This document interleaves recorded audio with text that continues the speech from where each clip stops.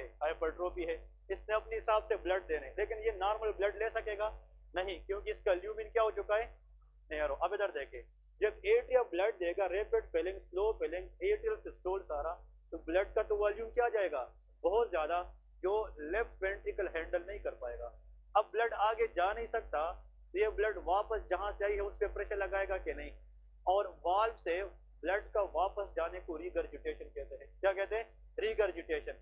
अब जब वेंट्रिकल से वापस ब्लड किस में जाएगी, लेफ्ट किस में, एट्रियम में, तो ये इसके लिए नॉर्मल है कि एबनॉर्मल, तो एट्रिया के सेल कहेगी कि क्या हो गया यार, ये ब्लड वापस क्यों आया, तो उसको वापस पुश करने के लिए एट्रिया क्या करेगी, contract, and that contraction is normal और abnormal. The abnormal contraction is done by atrial cell against regurgitating blood will produce a sound known as S4 heart sound। इस S4 heart sound होता है, और इस atrial contraction को कुछ book वाले कहते हैं एट्रियल क्लिक, इसको क्या कहते हैं, एट्रियल क्लिक भी उसको कहते हैं।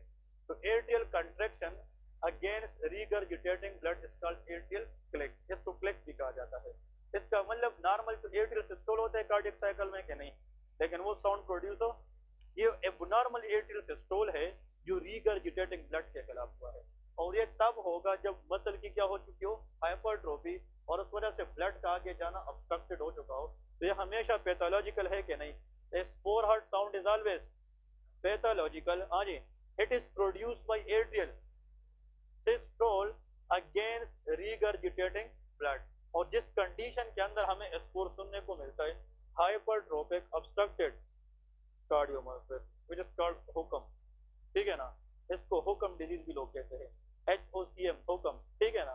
तो हुकम इज हाइपरट्रोफिक ऑब्स्ट्रक्टेड कार्डियो। इसके बारे में मैं बहुत फनी बातें बताऊंगा, वेरी वेरी हेल्पफुल। यार फुटबॉल खेलते खेलते बंदा मर जाता है कि नहीं, बहुत सी वीडियोस देख के होगी, बंदा फुटबॉल खेलता है, दौड़ता है और मर जाता है, इसको कहते हैं अनएक्सप्लेन्ड डेथ, कि भाई बंदा ठीक है और 1 घंटे के अंदर नहीं, 5 मिनट के अंदर बंदा मर जाता है।